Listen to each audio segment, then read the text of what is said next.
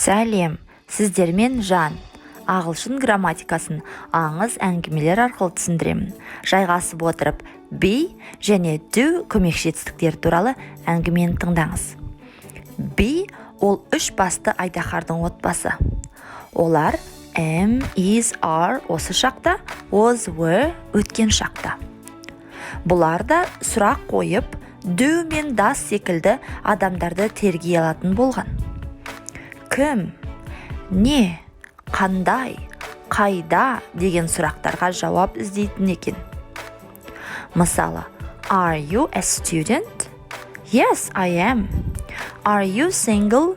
No, I'm not. Is she happy? Yes, she is. Where are they? They are at school. Are they at home?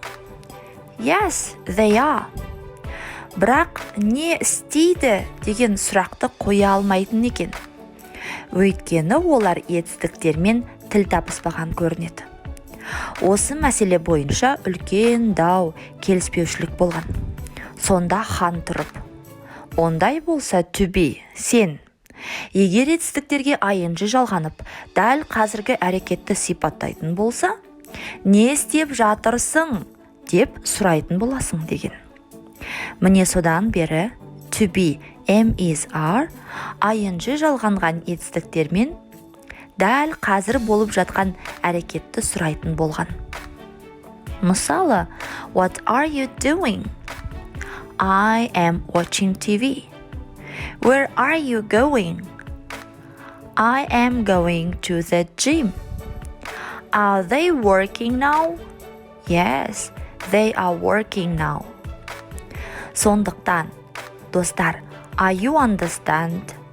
Are you work? Деп қате сөйлеп, айдаһарды ашуландырып алмаңыз. To be әрқашан ing жалғанған етістіктермен ғана жүреді.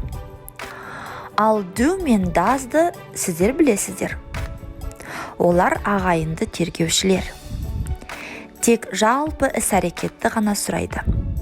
Не істейді деген сұраққа жауап іздейді. Мысалы, what do you do? Does she have a friend? Do you understand? Do you believe in it?